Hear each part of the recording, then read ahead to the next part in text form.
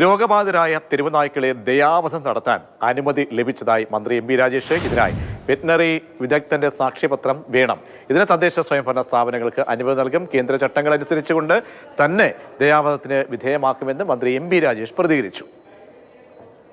അപ്പോൾ യുത്തനേസ്യ അനുവദനീയമാണ്, രോഗബാധിതമാണ് എന്ന് സർക്കാർ കാണുന്നു. സർക്കാർ എന്ന് പറഞ്ഞാൽ തദ്ദേശ സ്ഥാപനങ്ങൾക്കും അങ്ങനെ ബോധ്യപ്പെട്ടാൽ അതിനെ ദയാവധത്തിന് വിധേയമാക്കാനുള്ള ഒരു provision animal husbandry practices and procedures rules പ്രകാരം പ്രൊവിഷനുണ്ട്.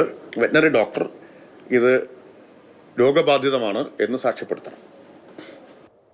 വിശദാംശങ്ങളുമായി ജിബിൻ JB ഉണ്ട്. ജിബിൻ, ഈ വ്യവസ്ഥകൾ സംബന്ധിച്ച വളരെ പ്രധാനപ്പെട്ട കാര്യങ്ങൾ തദ്ദേശ വകുപ്പൊക്കെയാണ് നിർണായകമായ തീരുമാനങ്ങളൊക്കെ കൈക്കൊള്ളേണ്ടത്. ഇതിന്റെ പ്രൊസീജിയേഴ്സ് എന്തെന്നാണ് മന്ത്രി പറയുന്നത്?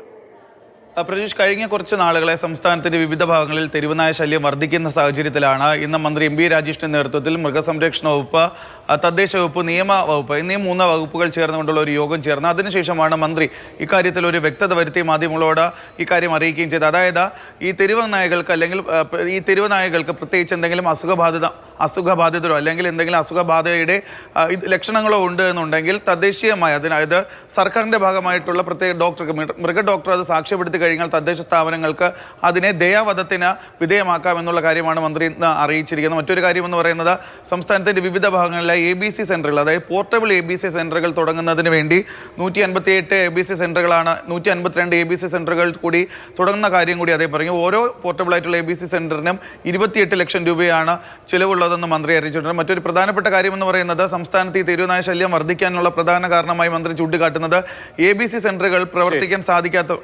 ശരി, ജിബിൻ JB ആണ് വിവരങ്ങൾ നൽകിയത്.